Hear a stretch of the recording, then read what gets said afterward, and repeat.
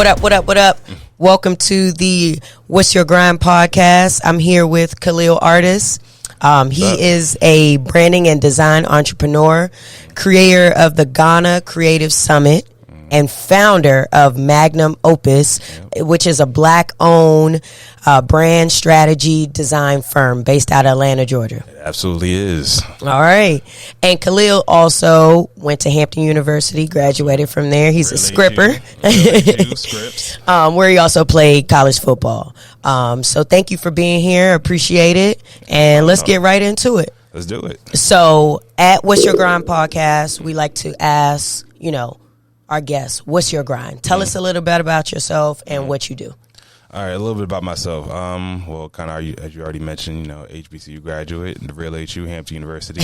I can say that's where, a lot of it started in terms of just what I'm doing now in terms of just graphic design and branding, because I did get a lot of classes from that, from Hampton that allowed me to really get into what I'm doing now. So after that, I played football at Hampton right there. After that, I actually went into getting my master's degree from Shorty University, and I actually had another year of eligibility to play there as well.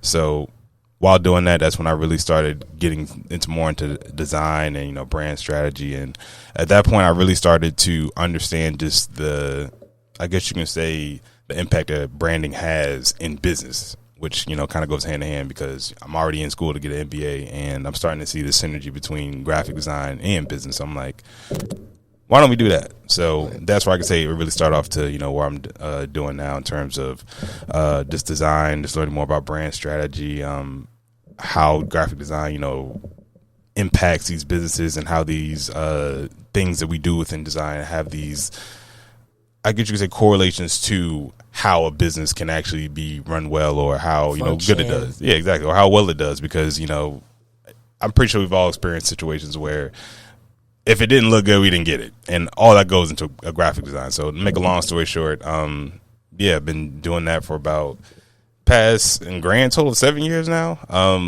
Literally just a lot of learning just from a lot of people who have been doing this for years in the industry, just trying to soak up as much knowledge as I can. And now, just being in the position where I can, pass that knowledge on to other people. So, a little bit about me. Okay, got you. We appreciate that. And so kind of like fast forwarding, like you said, you were in college getting your MBA, and shortly after that you moved to Atlanta, and you started your creative journey. So just having that experience of being a student athlete, how do you think it's helped you on your grind so far? I feel like it's helped a lot, actually. Just the things that I learned just playing sports, I feel like these are lessons that help in life in so many different ways, in terms of just, holding yourself accountable, being able to, say, hey, this is my job and I need to do it at, high level. And if I can't do it, then they will bring somebody else that will do it. So understanding, just how, like I said, life works in terms of just business, it's worked in a similar manner. It's really all metrics based in terms of, can you get this done? And sports are the same way, but also just you learn about, team camaraderie and things like that. You learn how to, work within a team. You learn how to deal with adversity and all these type of things. And I feel like all of these factors play into how business or businessmen and women even need to operate, because these are the things you need to know in order to have a chance to be successful. So, sports definitely gave a lot of life lessons that I'm so grateful for, and I still apply even to this day. Yeah. Yeah, I agree. I mean, that's what we teach. I mean, I'm a coach, and we teach that every day. Just learn these life lessons right now, and life will be a breeze in a sense, because you've learned that, communication factor, like you talked about, accountability and everything like that. So, yeah. Moving on, with your time in Atlanta, you've spent some time in corporate America. Can you tell us about that experience? Well, it depends. What type of conversation are we trying to have today? A real one.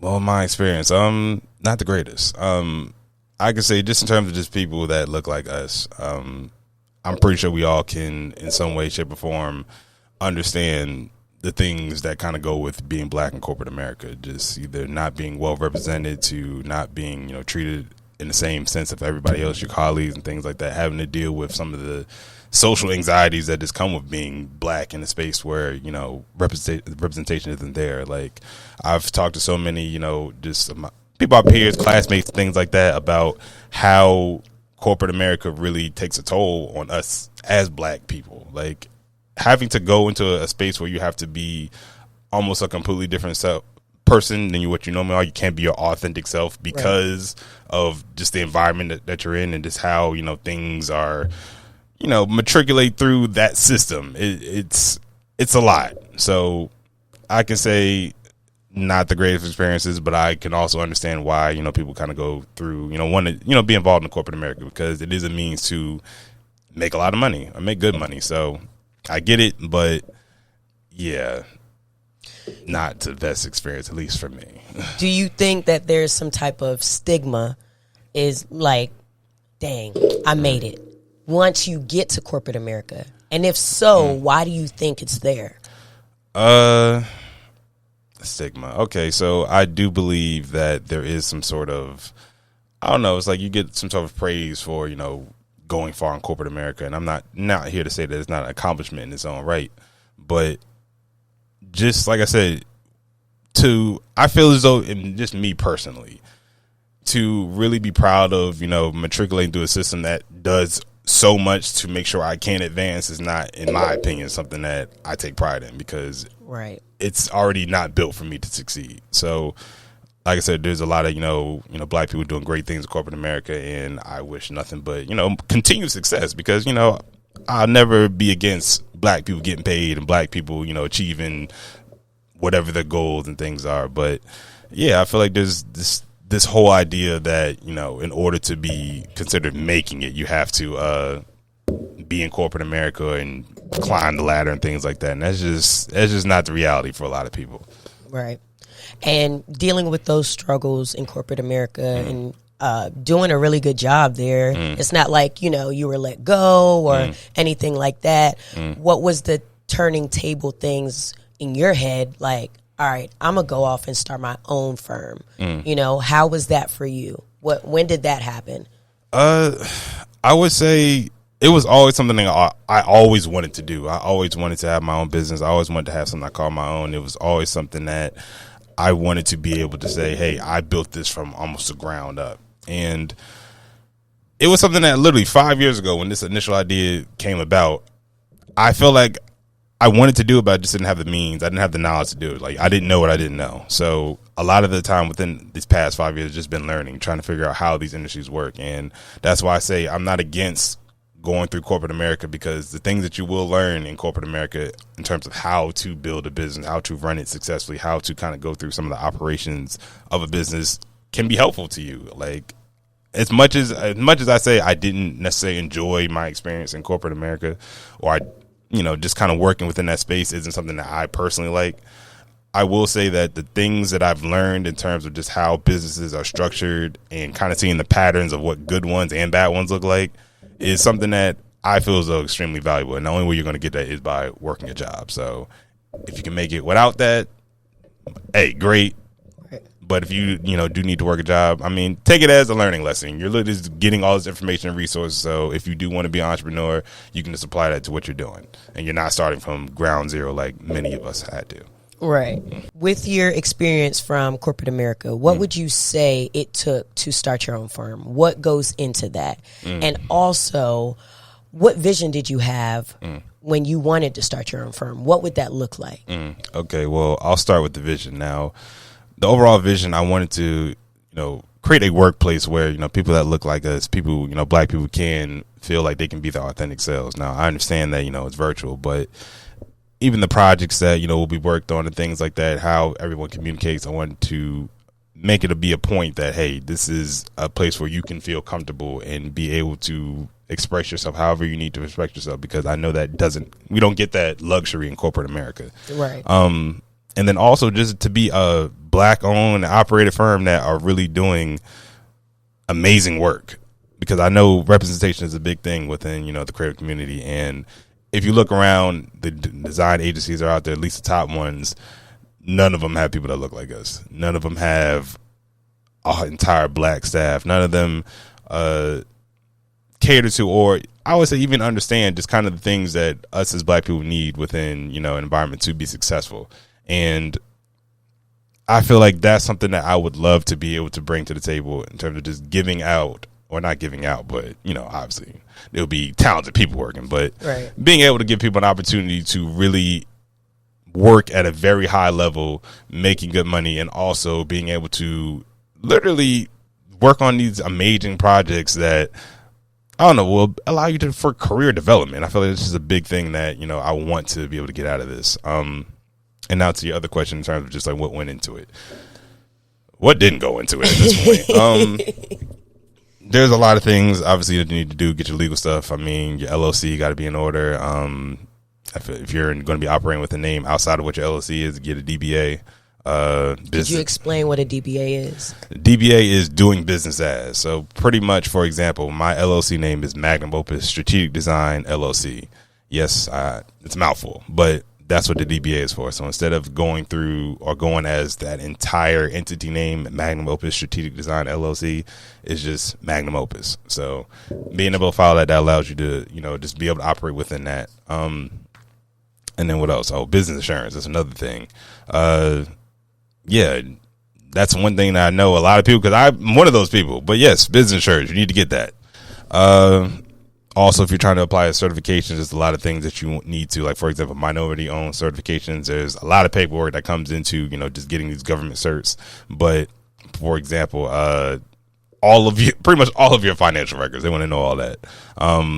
Anything in regards to, you know, your EIN, things like that. But, yeah, I would say there's just a whole lot. I could probably talk for days just in regards to what kind of goes into it. But outside of all that, I guess the knowledge would be a big thing. And that's why I say working a job is important, because the things you will learn is very important. Another thing, and reason why I wanted to do this, because at least I wanted to wait, is because I knew that since I didn't know what I didn't know, I needed to find a way to get that information, because I wanted to give this the best chance of survival. I understand a lot of business already don't make it. So it would be in my best interest to, you know, learn what I can to give it its best chance at, you know, being able to have some longevity. So all that kind of encompasses just the vision for it, and also just kind of what goes into even creating a business, an agency. And with me starting my own business, I know all of those things that you just said is a very expensive. So how did you go about getting funding for your business? Getting funding. It's funny that you assume that you got funding, but no. But one, I can say the good thing about a design agency or design, you know, business is the fact of just a lot of the costs that you would get in a lot of other businesses you don't really have. So in terms of, for example, startup costs, like, all right, do you have a computer? Do you have the software? I'm assuming that you have the knowledge.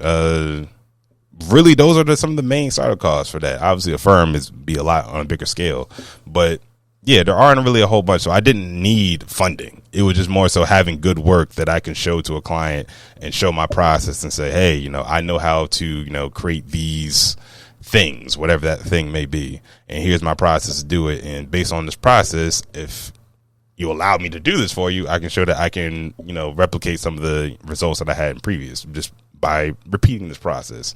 And just by doing that, I feel like that was the biggest thing in terms of just getting clientele as a designer, just being able to show that. Okay.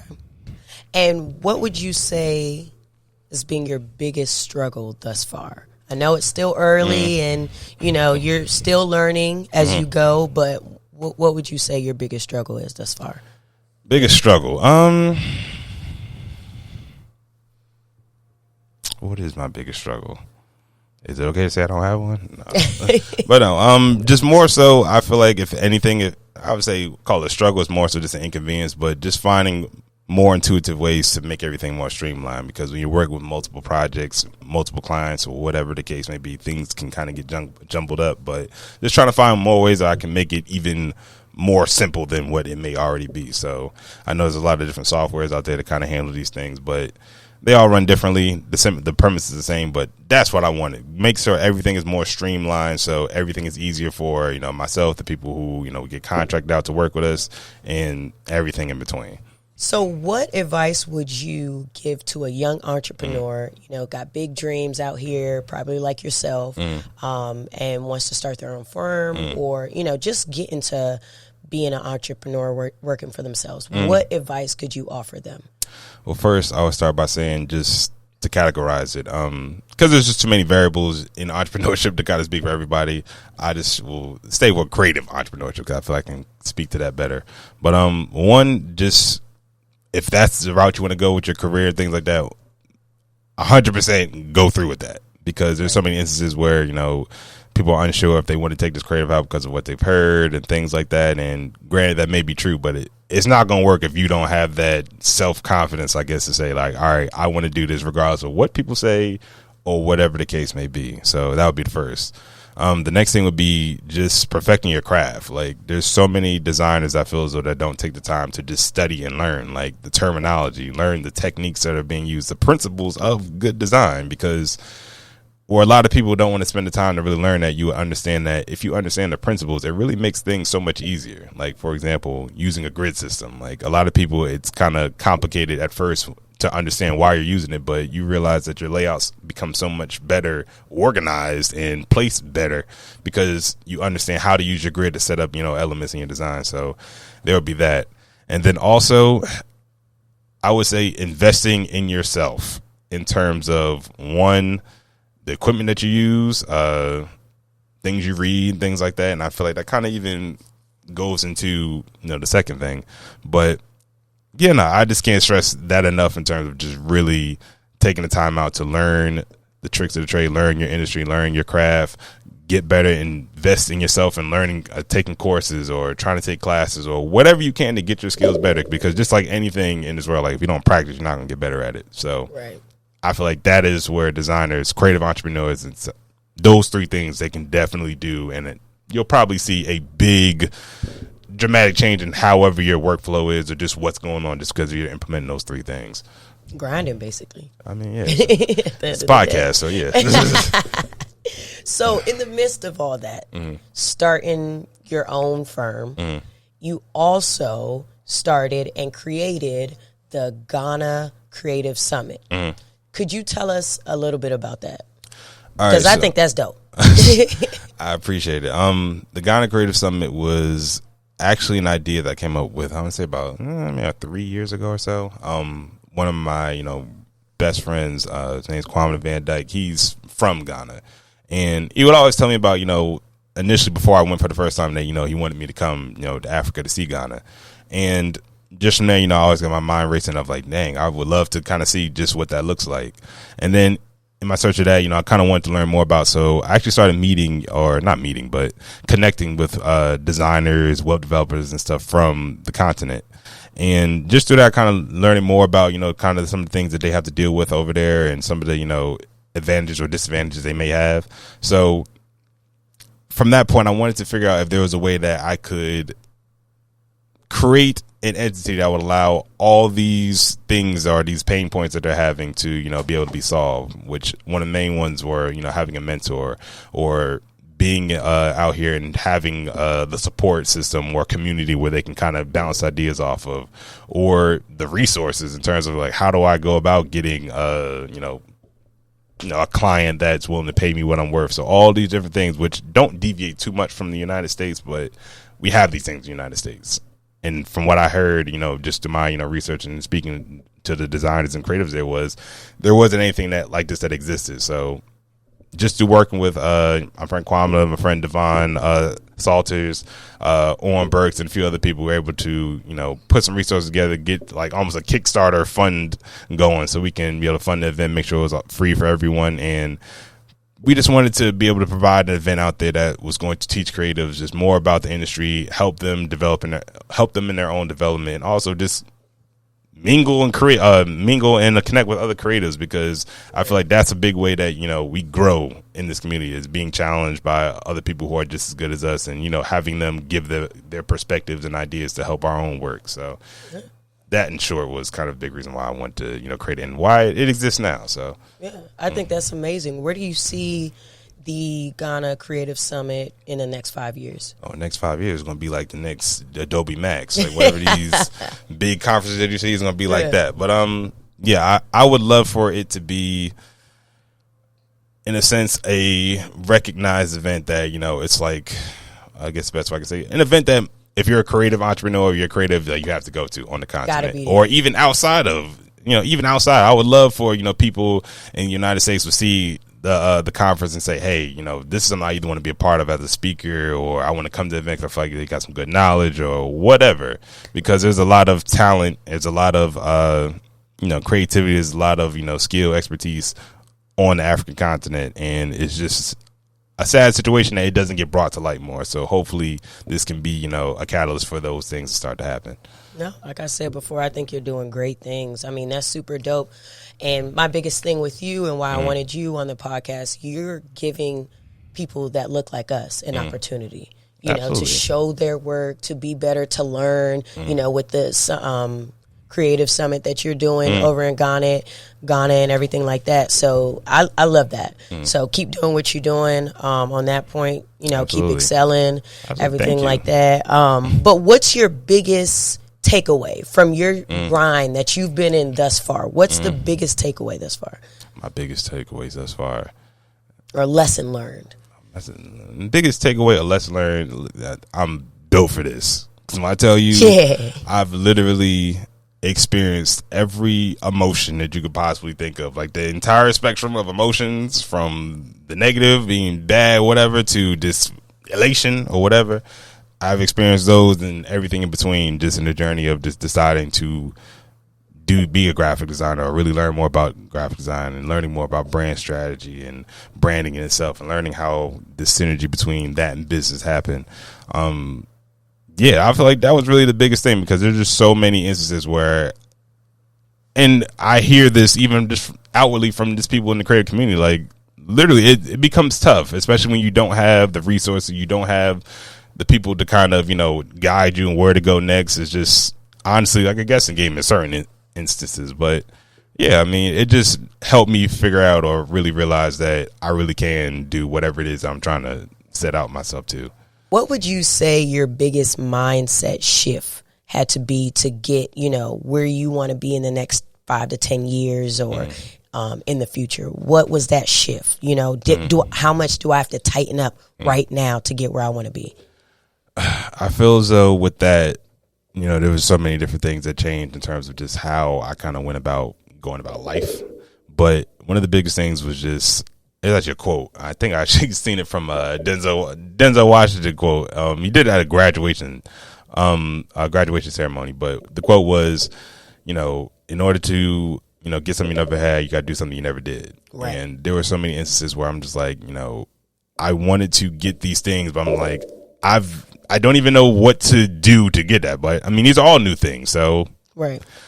I guess just from that point, it was just understanding that, hey, I really need to put in a lot of work, a lot of sacrifice to get to whatever these goals are, because I know they're attainable, and I know something that can happen. Is just, what am I going to do to make it happen? So literally, I would say from 2018, at the very least 2 years strictly was just learning and just trying to understand design and, business and all these things, and a lot of, trial and error. The best way I like to, the analogy I like to give is Snowfall. I don't know if you watch Snowfall, but literally Franklin. I'm not going to get bullied for saying no, so I'm going to just leave it alone. Go ahead. Nah, you'll get bullied for saying no.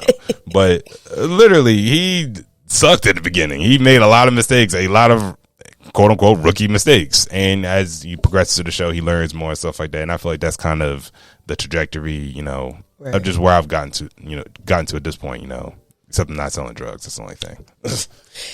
You out here being an entrepreneur. Yeah, black owned firm and stuff. Absolutely. That's what it is.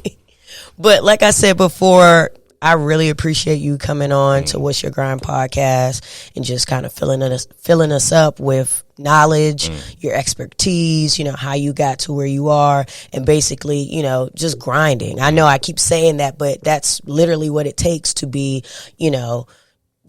successful at the end of the day. So thank you, Khaleel, for coming on to What's Your Grind podcast, being one of our first guests. I appreciate it, man, so much. You left us with a lot of good feedback, a lot of good keys, gems as being an entrepreneur, letting us know how to grind, how you became who you are on your journey. And at the end of the day, like you said before, you're built for this. And I think that's, one of the huge takeaways, just having that confidence, having that work ethic, to back you. So lastly, just tell the people how to reach you, business and personal. Let us know. All right. First, you can find me on Instagram at k.artist_. You can find me on LinkedIn and Facebook at Khaleel Artis. Also, far as the business website, you can find me at MagnumOpusATL.com, as well on LinkedIn, Magnum Opus. And that's pretty much all the main things. So don't forget to follow us at Grind Season LLC on Facebook and Instagram, and check our website out at www.grindseason.co. Thank you for listening.